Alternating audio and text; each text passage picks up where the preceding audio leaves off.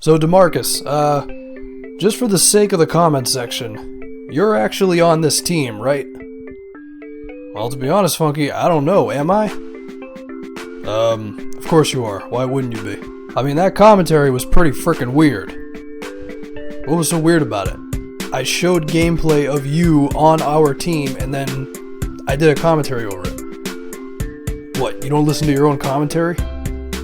You never admitted once that you actually traded for me, and with all the weird twists and turns that you've done in your series in the past, nobody thinks I'm actually on this team right now.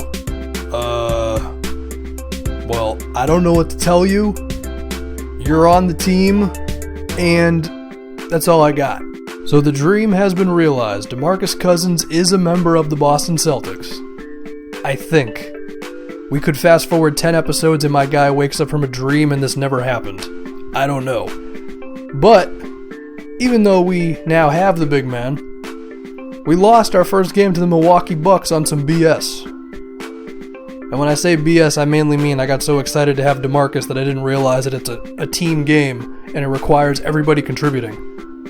So we're going to see in a few gameplays here in a second. I try to acclimate the entire team around the fact that we have Boogie. First place we find ourselves is the rebuilding land of Denver. And why the hell is Darrell Arthur shooting the ball, let alone a three-pointer?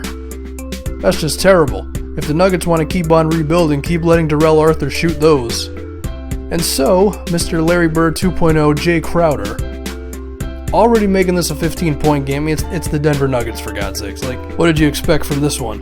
And then Harrella Bob's favorite player, Randy Foye, making himself look like a fool. The only time he comes alive is when it's garbage time in the fourth quarter. And this one, I mean, not really much of a challenge. Foye once again misses.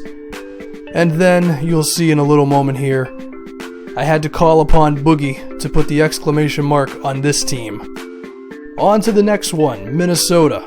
This one's a bit closer, 5-point game. And you're about to see the stupidest play I've ever drawn up in 2K. What kind of screens are those? Those are like Vinny Del Negro screens. They don't know what the hell they're doing. So we gotta go to plan B. Or I really should say plan A, which is Demarcus just frickin' put the ball in the basket. Thank you very much. Now there were two things in this game that really surprised me.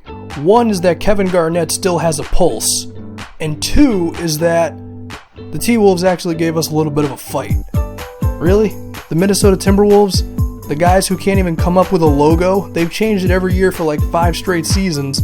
Steven Adams jumps the highest he's ever jumped in his career to get that goaltend.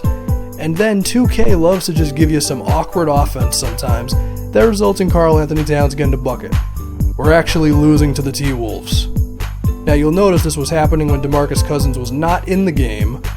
Admittingly, I redesigned the playbook a bit to really adhere to Boogie, and I gotta remember that there's other guys on the team. That's what really hurt us against the Bucks. But luckily, Jared Sullinger, while he loves his donuts, he can still shoot the ball. But now Boogie's back in the game.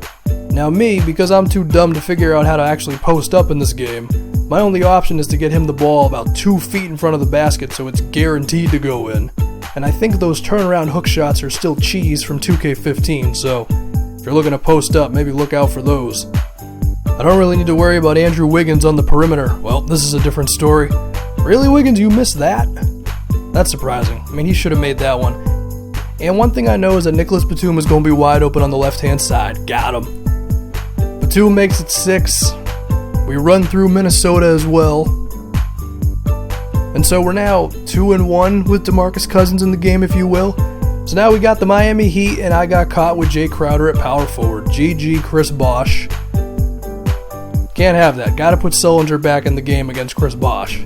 And I'll admit, this play that I pull off here, it's completely BS. There's no way that shouldn't have been stolen, and more often than not it is.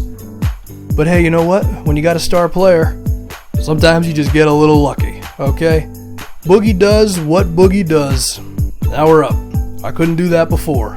And if that wasn't enough for you, then I'll have you know that I've pretty much realized at this point that Demarcus Cousins is a dunk simulator. My goodness. Hassan Whiteside didn't have a chance.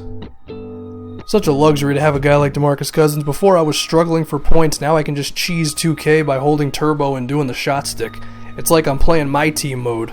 Now I told y'all before, that I got to make sure the entire roster is contributing, even though we do have Demarcus Cousins now.